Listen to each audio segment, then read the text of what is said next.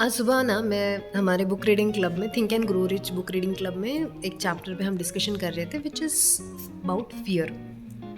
And वो पढ़ते पढ़ते ना मुझे एक चीज़ बहुत रियलाइज़ हुई अंदर से कि हमारे जो भी सपने हैं उसके बीच में और हमारे बीच में अचीवमेंट के बीच में एक ही चीज़ आती है।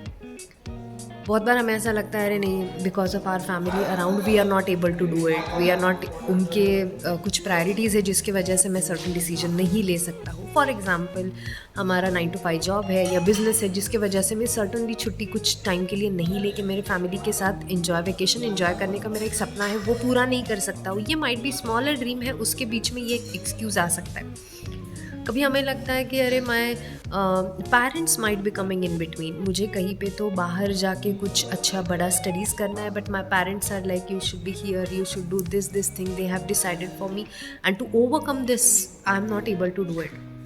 हमें कभी कभी लगता है कि हमारी खुद की फाइनेंशियल स्टेटस, स्पेशली मैं रियल एस्टेट इन्वेस्टमेंट से रिलेटेड इतने लोगों से बात करती हूँ, उनको हमेशा एक चीज़ लगती रहती है कि we are not enough with इतना बैंक बैलेंस हमारे पास नहीं है, या हम अभी वो स्टेज पे नहीं पहुँचे हैं जहाँ पे हम ये रियल एस्टेट एसेट ओन कर सकते हैं। तो हम और हमारे एक्चुअल डिसीजन जो रियल एस्टेट का लेना है फॉर एग्जाम्पल, इसके बीच में सबसे बड़ी इंपॉर्टेंट चीज़ आती है जो है कि फियर। क्योंकि क्या होता है ना, हमें अंदर से डर लगता रहता है।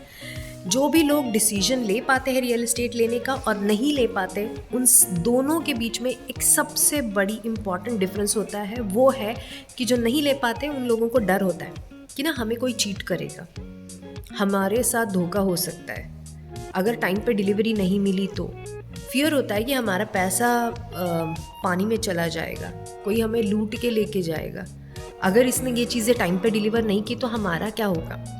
ये सब तरह के अंदर से फियर होती है, जिसके वजह से क्या होता है ना, खुद के ऊपर ही वो डाउट खाने लगते हैं। भले वो टोकन अमाउंट भी दे दे, बट फिर भी खुद की सेल्फ इस्टीम इतनी डाउन होती है ना कि वो खुद पे डाउट खाते, आ रहे नहीं यार मैं डूब जाऊंगा तो क्या करूंगा, मैंने पैसा गवाया तो मेरा क्या हो जाएगा, नहीं let's not do it. And finally क्या होता है ना, इंडिसीजन होता है, कुछ ले नहीं पाते।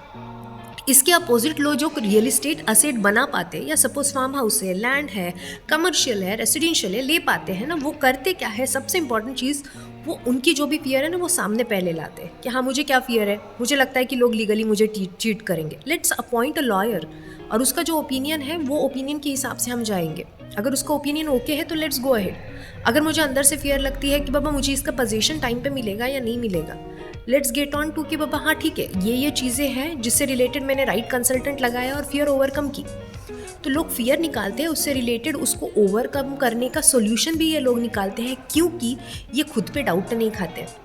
इनकी सेल्फ इमेज इतनी हाई होती है, सेल्फ इस्टीम इतनी हाई होती है कि उनको पता है कि मुझे कोई चीट नहीं कर सकता मार्केट में, मैं जो भी लूँगा वो मेरे लिए बेस्ट प्रॉफिटेबल इन्वेस्टमेंट रहेगी। ये उनका सेल्फ डाउट उनका तभी किल हो जाता है, और एक बार सेल्फ डाउट किल हो जाता है ना तो ऑटोमेटिकली लोग अपने डिसीजन ले पाते हैं, एंड इसीलिए वो सक्सेसफुल हो पाते हैं आगे जाके। सो हम और हमारे ड्रीम के बीच में एक ही चीज़ आती है ना, हमारे खुद का डर। अगर वो हम ओवरकम कर पाते हैं तो हम ड्रीम हमेशा अचीव कर सकते हैं। That's one of the learning what I got today. Thank you.